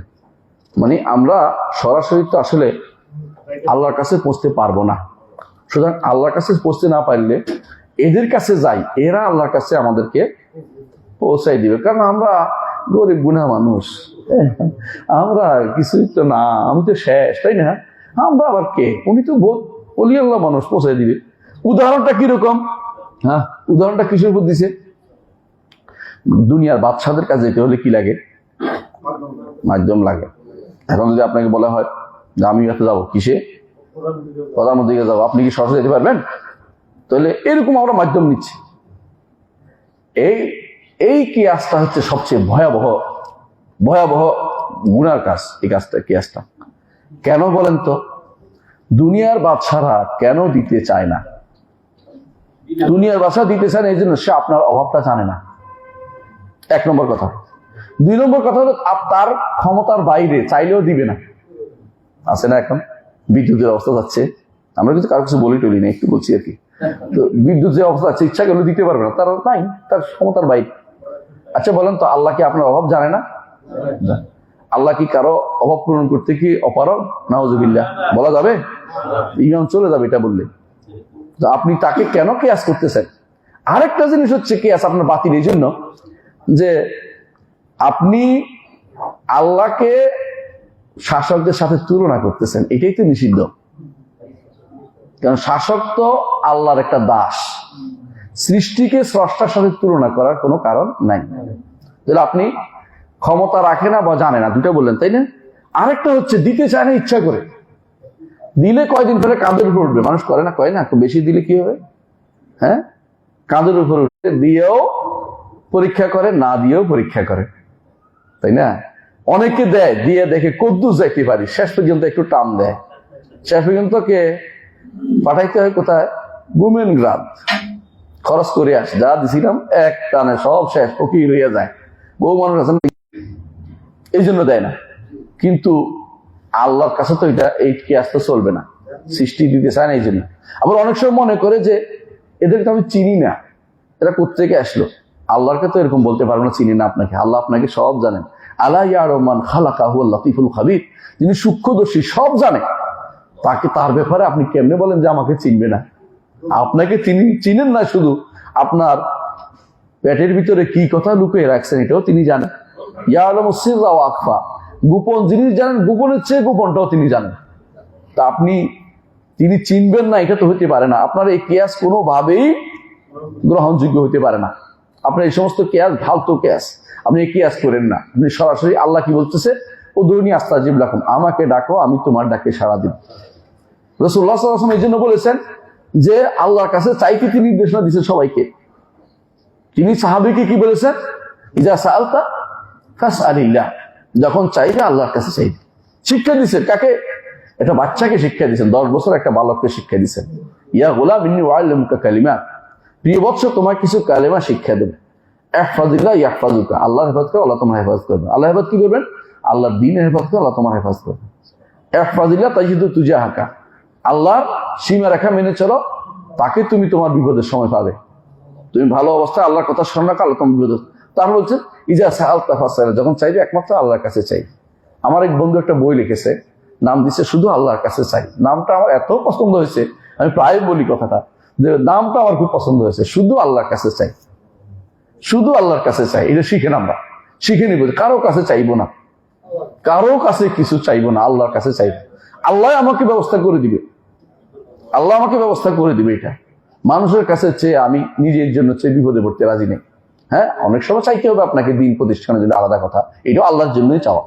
নিজের জন্য আমি কারো কাছে ছোট হতে চাই না। এটাই ইমানদারের কাজ, যে আমি আমার রবের কাছে শুধু চাই। সাহায্য চাইলে আল্লাহর সাহায্য নিবা, আল্লাহ আপনাকে সাহায্য করবেন। তো এই জাতীয় যারা কি আজকে সেটা ভুল করেছে না, ভুল করেছে। তাহলে 2 নম্বর যে সন্দেহ, এটা তো তারা কি ভুলের উপর আছে। 3 নম্বর সন্দেহ, তারা মনে এটা বলে যে এরা তো নেককার বান্দা আল্লাহ, আমি তো গুনাহগার, তো নেককার বান্দার কি আল্লাহর নৈকট্য পেয়েছে না, তো এই নৈকট্যের একটা ভার আমার উপর এসে যাবে ওনার সাথে ভালোবাসে। কি সুন্দর যুক্তি! এটাও ভুয়া যুক্তি। যিনি আমল করছেন তিনিই পাবেন, আপনাকে তিনি পাবেন না, আপনি পাবেন না কিছু। আল্লাহ তাআলা কোরআন কারীম কি বলছেন? ওয়া আল্লাইসা লিল ইনসানি ইল্লা মা সাআ, মানুষ যা করে কেবল সেটাই সে পায়। আপনি আরেকজনের জিনিস দিয়ে আপনি পরের দলে ফৌজদারি করতে পারবেন না, কথা বলছেন। আল্লাহ তাআলা এটা বলেছেন কোরআনে কারীমে, ইয়াউমা লা তামলিকু নাফসুন লিনাফসিন শাইআ, সূরা ইনফিতারের মধ্যে, যে যেদিন কোন ব্যক্তি আরেকজন থেকে কিছু পাওয়ার আশা করতে পারে না। আবার আল্লাহ সেদিন যেমন দুনিয়াতেও নাই, আপনি পাবেন না। একজন মানুষ আমল করে মরে গেছে, আপনি কিচ্ছু করতে পারবেন আপনার জন্য, কারণ আপনাকে সে তারটা নিয়ে এসে চলে গেছে, ওই আমলের কোনো অংশ আপনি আর খুঁজে পাবেন না।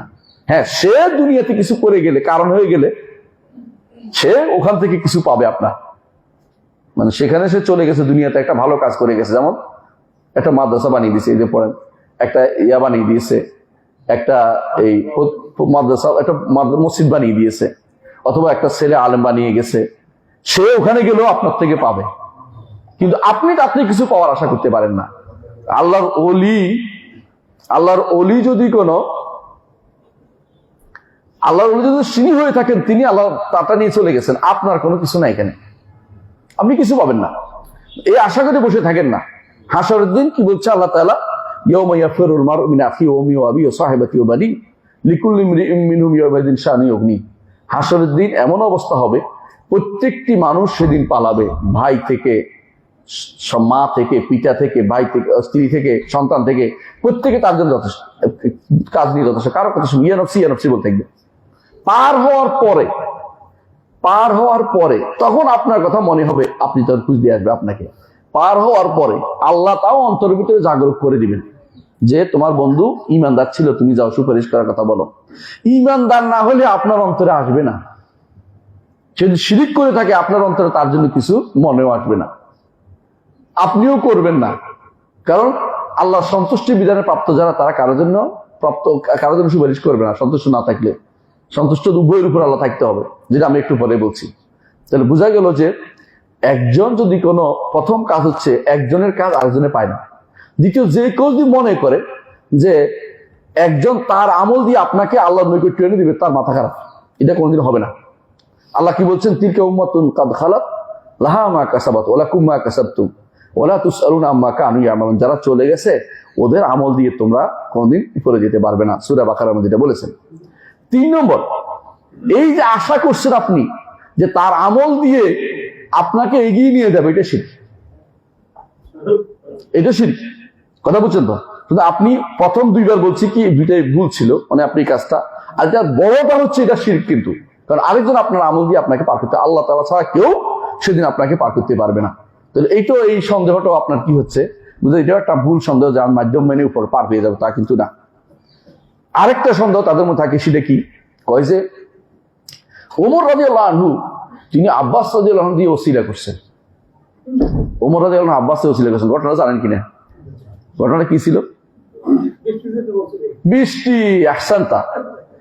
এইকে তারা দলিল দেয় যে এই যে ব্যক্তি সত্তার ওসিলা করছে। আরে যদি ব্যক্তি সত্তার ওসিলা করতো, রসুলকে বাদ দিয়ে আব্বাসকে আনতো? বুঝেন না কেন? রসুল তো মদিনাতেই ছিল, কবরের কাছে এসে বলতেই থাকতো যে ইয়া রাসূলুল্লাহ, আপনার ওসিলা দিয়ে আল্লাহ, আমরা ওনার ওসিলা দিয়ে চাচ্ছি বলতে পারতো না। বলে কি বলছে? আব্বাসকে নিয়ে গেছে, নিয়ে বলছে আব্বাস আপনি হাত উঠান, আব্বাস আপনি হাত উঠান, আপনি রসুলের কাছের মানুষ, চাচা, প্রিয় মানুষ, আমরা আপনাকে নেককার মনে করি, আপনি আল্লাহর কাছে হাত তুলুন। আমরাও হাত তুলছি, সবাই মিলে হাত তুলছে। এটাই তো মশরু, বৈধ দোয়া, বৈধ যে ওসিলা, এটা তো এটা যে বৈধ ওসিলা, এটা বুঝতে চাচ্ছি। এটা কিছু ওসিলা বৈধ আছে, কিছু ওসিলা হারাম আছে। এর মধ্যে এটা বৈধটা, অর্থাৎ নেককার বান্দার সাথে যুক্ত হয়ে আল্লাহর কাছে কিছু আপনিও চাইবেন, উনিও চাইবে, এটা নাম হচ্ছে বৈধ জায়গা। এটা তো বৈধ জায়গা, এটাই তো তিনি করেছেন। কে?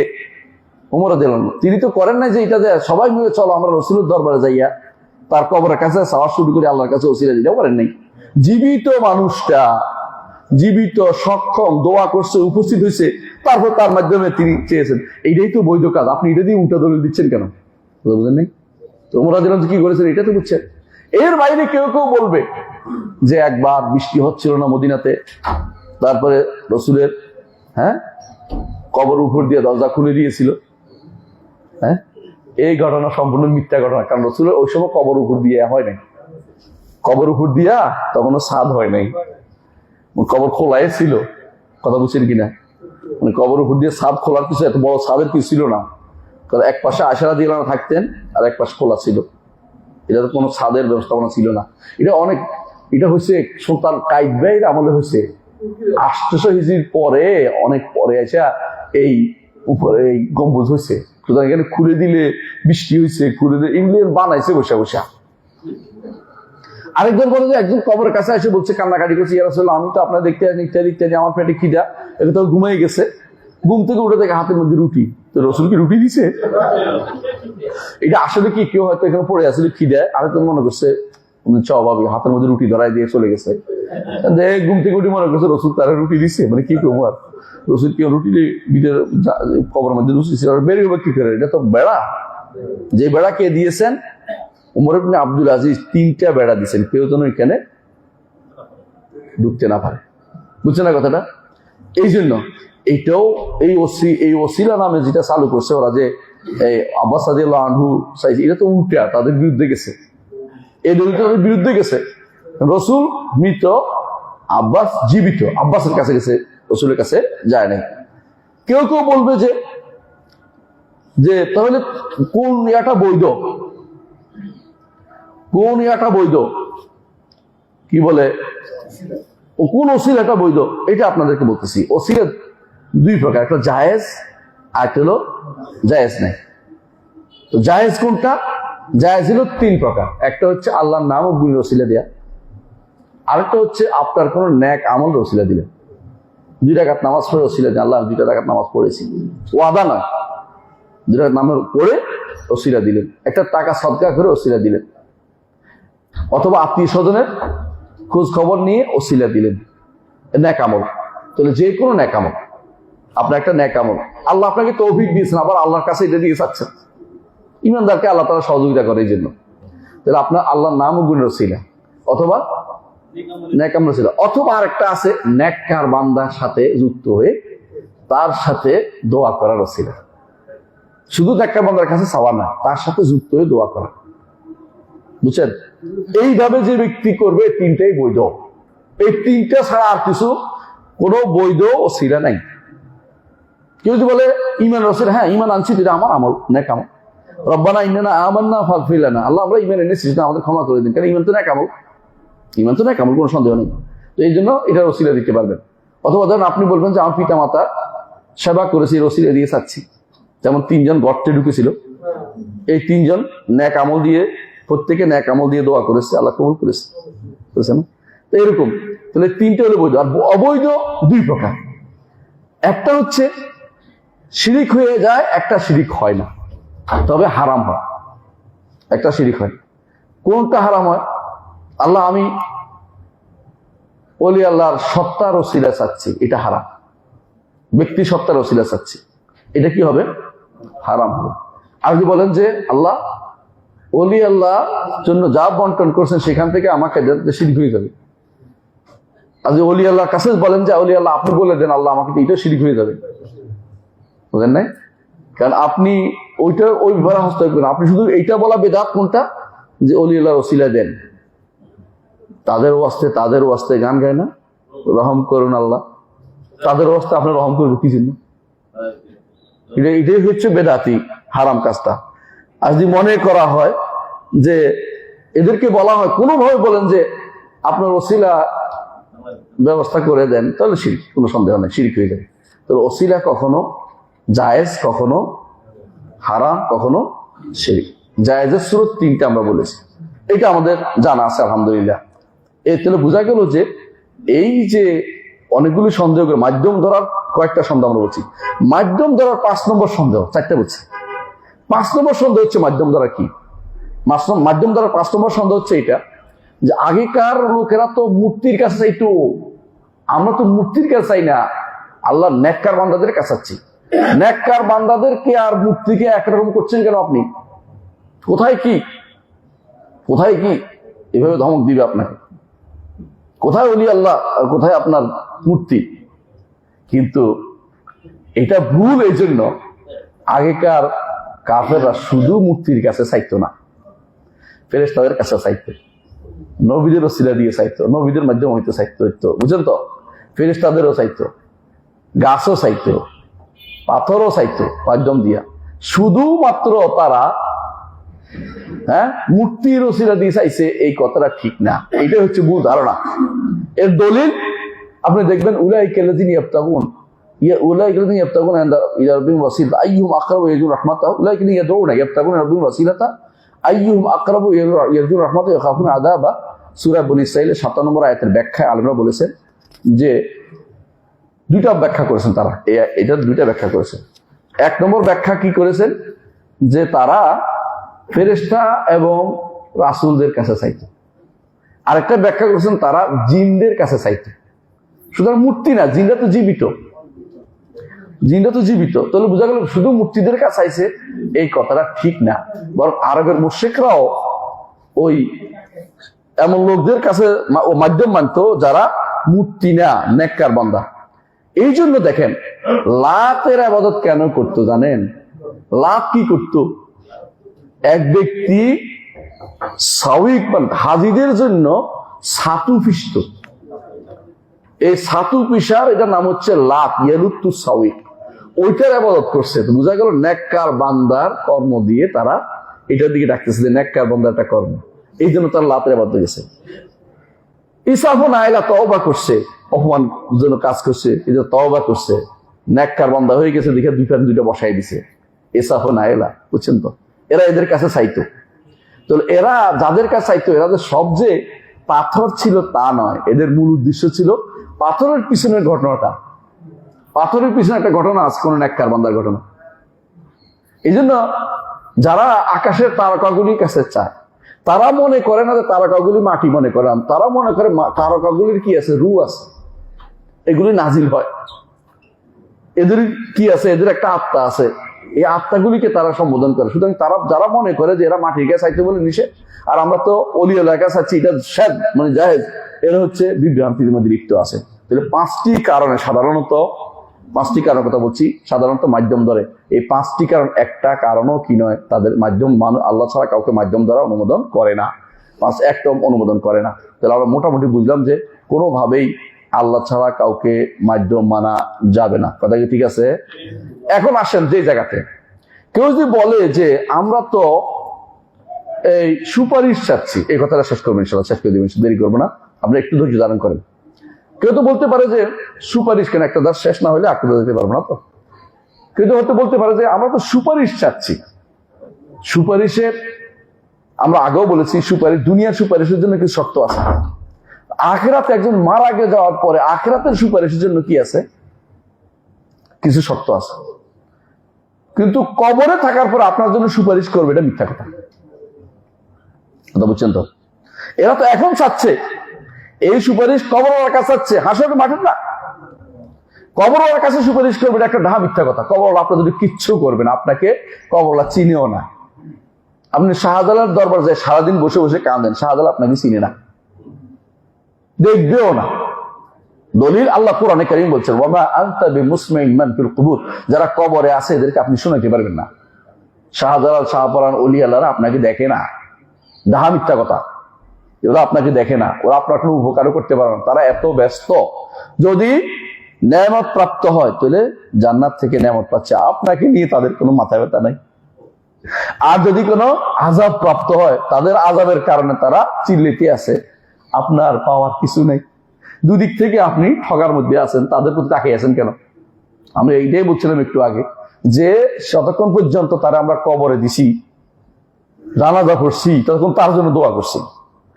হ্যাঁ, দোয়া করি নাই। এমন কেউ দোয়া বাদে কবর যাইতে পারছে? রাসূল আমাদেরকে এটাই শিক্ষা দিচ্ছেন যে সবাই দোয়ার মুহতাজ। সালুল্লাহ তাসবিত, আল্লাহর কাছে তাকে তার জন্য দোয়া করো, সেই জন্য প্রশ্ন উত্তর দিতে পারে। ঠিকই যখন পার হয়ে গেলাম একটা সময়, তারপরে কি করলাম, তার কবরের মাজার বানাই ফেললাম। এখন তার কবর চাইতে আরম্ভ করছি। আরে বেটা, সে কি দিবে? সে তো বিপদে ছিল, এখনো আছে বিপদে। মৃত মানুষের জন্য দোয়া করার কথা বলেছে, আপনি মৃত মানুষের দোয়া চাওয়ার কথা কোথাও নাই পৃথিবীতে, কোনো কিতাবে আসে নাই। ডাহা মিথ্যা কথা এটা, কোরআনও আসে না, হাদিসও আসে নাই। আপনি কেন কবর কাছে যাচ্ছেন? কবর ভেঙে ফেলতে হবে, এই জন্য মাজার ভেঙে ফেলতে হবে। মাজার কথা বলছি, কবর ভাঙার অর্থ এই নয় যেটা আছে এটা না, মাজার ভেঙে ফেলতে হবে। মাজার ইসলামে নাই, মাজার বলে সংস্কৃত কোনো কিছু নাই। পারেন কিনা দেখেন, নিজের বাবার কবরটা আগে শুরু করেন। আমি অনেক ভাইকে দেখেছি আলহামদুলিল্লাহ, সহি আকিদা আসার পরে বাবার কবরটাকে ধীরে ধীরে আস্তে আস্তে ইটগুলি খুলে ফেলছে। ইটগুলি খুলে পুরো একটা এলাকাকে বেষ্টনী দিতে পারবেন, যে এলাকা এটা কবর এলাকা, যেন ছাগল না ঢুকে, গরু না ঢুকে।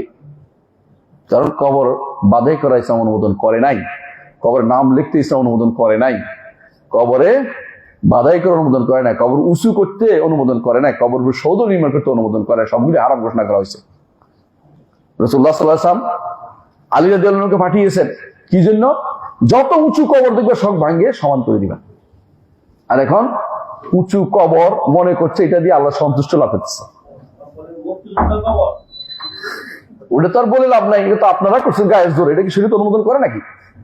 ওগুলি অনুমোদিত না, কোনো কিছুটাই না। কোনো কবর অনুমোদিত না উঁচু করা, কোনো কবর, এক বিগতের বেশি কোনো কবর অনুমোদিত না। আলাদা কোনো বিষয় কারোর জন্য নাই। আমি একটাই বলি সব সময়, আল্লাহ শরীয়ত রাজার জন্য যেমন প্রজার জন্য তেমন। আল্লাহ শরীয়তে কোনো পার্থক্য করা যায় না। আপনি মুক্তিযোদ্ধা আর আপনি রাজাকার, কোনোটাতে এখানে বেশি যায় আসে না। এরকম গুণাগার অথবা ন্যাক্কার হবেন আপনি, এটাই দেখা যাবে। আপনি কোন পদে আছেন এটাও দেখা যাবে না। আপনি কি রাষ্ট্রীয় কোনো পদের মধ্যে ছিলেন কিনা, কবরের নিচে আপনাকে জিজ্ঞাসা করবে, মায়ের জন্য জিজ্ঞাসা করবে, চুরি টুরি করছেন কিনা। এটা দিয়ে কোনো বিশেষ কোনো কিছু পাবেন না আপনি আল্লাহর কাছে, কোনো ভালো কিছু পাওয়ার আশা নেই। হ্যাঁ, যদি কোনো আপনি ন্যাক কাজ করে যেতে পারেন, রাষ্ট্রপ্রধান হয়ে, শাসক হয়ে, ইমাম আদেল হয়, ইনসাফকারী ইমাম হন, তো আরশের নিচে আপনি ছায়া পাবেন। কিন্তু এটা কঠিন ব্যাপার। বর্তমান যে অবস্থা দাঁড়িয়েছে, আপনি ইমাম আদেল হবেন কিনা আপনি জানেন, আপনি দায়িত্ব নিয়ে বিপদে পড়েন কিনা সেটা আগে চিন্তা ভাবনা করেন, তাহলে যেটা বললাম, কি বলছিলাম, যে কবরে কেউ আপনার জন্য সুপারিশ করবে না। সুতরাং এখন যেটা করতেছে এটা কোনোভাবেই সুপারিশের আশা যে করতেছে বুয়া। এখন বলতে হাসরের মাঠে হয়তো কেউ করতে পারে। হাসরের মাঠে সুপারিশ করার 3টা শর্ত। 1 নম্বর শর্ত হচ্ছে, কোরআনে আল্লাহ বলছে, আমি নিজে থেকে একটু বানিয়ে বলছি না, কোরআন আল্লাহ বলছে, মান যাল্লাযী ইয়াশফা'u ইনদাহু ইল্লা বিইজনিহি। সুপারিশ করতে হলে আল্লাহর অনুমতি নিয়ে শুরু করবে। অনুমতি কখন হবে? অন্তরে আল্লাহ ইলহাম করবে। এই জন্য আল্লাহ তাআলা বলেছেন, কুলিল্লাহি শাফাআতু জামিআ। সুপারিশের পুরো মালিকানা কার? আল্লাহ। আপনি ইচ্ছা করলেও সুপারিশের কথা মনে করতে পারবেন না, মালিকানা তার, তিনি আপনার অন্তরে ইলহাম করবেন। তোমার ভাইকে মনে করো, তোমার দোস্তকে মনে করো, তোমার দোস্ত তো নামাজ পড়তে তোমার সাথে। আমি আরেকদিন বলছিলাম গ্যাস বের কথা, গ্যাস বের খুঁজি বের করবে কারে? ইনশাল্লাহ দুবই জান্নাতে আগে যাবে, আমরা আশাবাদ। ইনশাল্লাহ আশা থাকতে পারে, যদি কোনো এরকম দরকার হয় খুঁজবে, অমুক ভাই খুঁজবে। কেন? আল্লাহ তার অন্তরের ভিতরে ঢেলে দিবেন, নয়তো মুখস্থ করার বিষয় মনে আসবে না আপনার। এই জন্য সফার সুপারিশের মালিককে আল্লাহ, তিনি অন্তরে ঢেলে দিলে তারপরে আপনি কি করবেন? অনুমতি নিতে যাইবেন, কোথায় সিজদা করতে হবে। রাসূলুল্লাহ সাল্লাল্লাহু আলাইহি ওয়াসাল্লাম যতবার সুপারিশ করবেন অতবার সিজদা করবেন।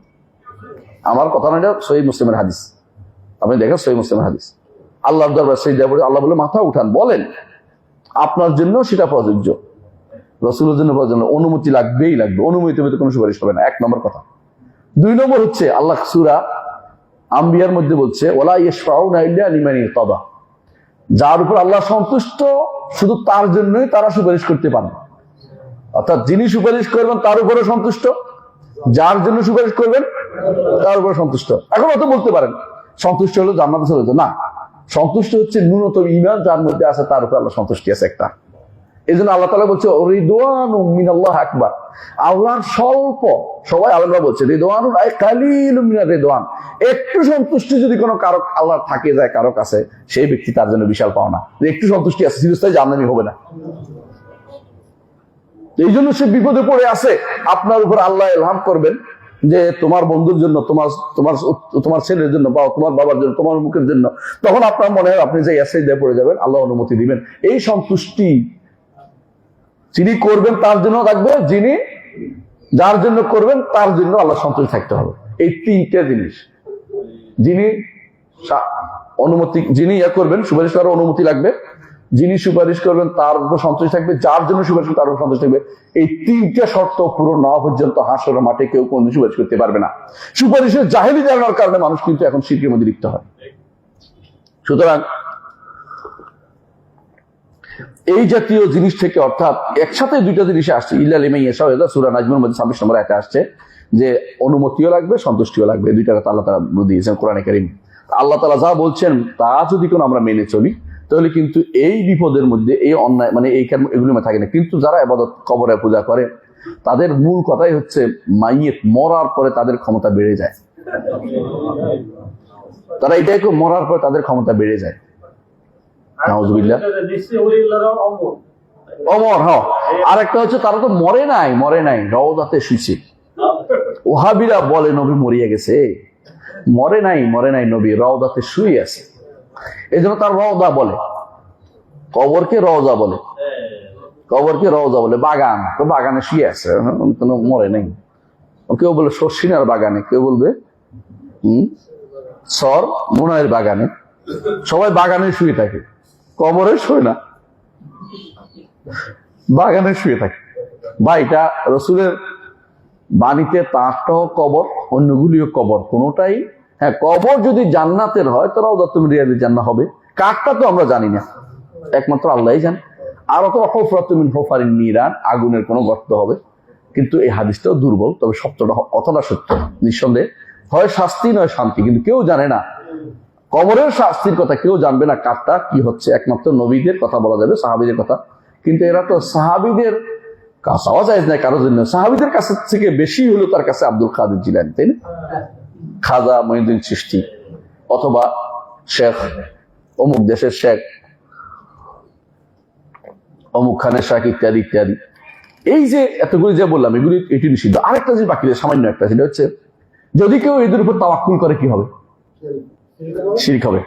তাওয়াক্কুল তো বুঝছেন, ভরসা করলে যে আমার সব আছে, তিনি আমার পার করে দিবেন, তেনি এই কথা বললেই কিন্তু মুশরিক। তো বোঝা গেল, চাইলেও, সুপারিশ ধরলেও, কেমন ওসিলা মানলেও, এবং তাওয়াক্কুল করলেও আপনি কিন্তু মুশরিক হয়ে যাচ্ছেন। তাহলে এই মাধ্যমগুলি কারণ বলা, শেখ মুহাম্মদ বিন আব্দুল ওয়াহাব রাহমাতুল্লাহ আলাইহি যেটা বলছেন, আমি আমার কথা শেষ করবো এখনই শেষ হবে, তাড়াহুড়ো করেন না, 1 মিনিট। তো শেখ মুহাম্মদ বিন আব্দুল ওয়াহাব রাহমাতুল্লাহ আলাইহি বলছেন যে এইটা করলে কেউ যদি কোনো মাধ্যম মানে, তাহলে সে কি হয়ে যাবে? মুশরিক হয়ে কাফের হয়ে যাবে, এবং সে ইসলাম থেকে বেরিয়ে যাবে। এই মাধ্যম যেগুলো বলা হয়েছে, কিন্তু একটা মাধ্যমের কথা তিনি বলছেন লাগবেই, সেটা তার উদ্দেশ্য না। এই জন্য তিনি বলছেন মাধ্যম মানার পর সাথে সাথে বলছেন ইয়াদুহুম, তাদেরকে ডাকে, তাদের উপর তাওয়াক্কুল করে, তাদের মাধ্যম মানতেছে, তাদের উপরে ভরসা করতেছে। এই যে জিনিসগুলো বলার অর্থ হচ্ছে যেন কমপ্লিট কথা বলতে হবে। অনেকে আমাদের অনুবাদের মধ্যে আসে, তাদেরকে মাধ্যম মানলেই কি হয়ে যাবে? শিরকের কথা এরকম না। মাধ্যম মেনে কি করতে, কি জন্য করছে এটা দেখতে হবে। মাধ্যম মেনে কি তাদেরকে ডাকছে, তাদের উপর ভরসা করতেছে, তাদের সুপারিশকারী বানাচ্ছে, ইত্যাদি ইত্যাদি, তখন শুধুমাত্র হুকুমটা আসবে। সাধারণ মাধ্যম তো একটা তো মানতে হবে। এটা কোন মাধ্যম মানতে হবে? রিসালাতের জন্য, নবুয়ত পাওয়ার জন্য, দিন পাওয়ার জন্য। রাসূলদেরকে না মেনে আপনি কাউকে মানতে পারবেন না। এই জন্য আমার একটা ছোট্ট বই ছিল, বইটার নাম হচ্ছে আল ওয়াসিতা বাইনাল হক ওয়াল খালক। এই বইটা আগে একবার ছাপা হয়েছিল, এখনো যদি পান কোথাও কিনে নেবেন। ওটার মধ্যে ইবনে তাইমিয়া রাহমাতুল্লাহ আলাইহি যে লিখেছেন সেটাকে আমি করেছি, আলহামদুলিল্লাহ, সেটাকে আমি তুলে ধরেছি। এটা আপনি দেখে নেবেন ইনশাআল্লাহ। আগামী ক্লাসে আমরা পড়বো তৃতীয় যে কারণে ইসলাম থেকে মানুষ বেরিয়ে যায়। এটা খুবই দরকার। আপনাদের বন্ধু বান্ধব দাওয়াত দিবেন, বিশেষ করে ওদেরকে দাওয়াত দিবেন যারা মনে করে ওই দর্শে, যারা মনে করে এত তাকফির করার দরকারটা কি, কাফের বলার দরকারটা কি। ওদেরকে ইনশাআল্লাহ দলিল দিয়ে শোনাবো যে কাফের করার দরকার আল্লাহ নির্দেশ দিচ্ছে, রাসূল বলছে যে কাফের বলতে হবে। যারা কাফের তাদেরকে কাফের বলার নির্দেশ এটা। এবং শাইখুল ইসলাম এই জন্য শাইখুল ইসলাম বলছে যে কাফেরকে কাফের না বললে কাফের হয়ে যায়, এটা বুঝতে হবে আমাদেরকে, এটা আমাদের জানা দরকার। আগামী ক্লাসে ইনশাআল্লাহ আল্লাহ তাআলা তৌফিক দিলে বিস্তারিত আলোচনা করবো। সুবহানাকাল্লাহু ওয়া বিহামদিকা আশহাদু আল্লা ইলাহা ইল্লা আনতা আস্তাগফিরুকা ওয়া আতুবু ইলাইক। প্রশ্নগুলি এখানে লিখিত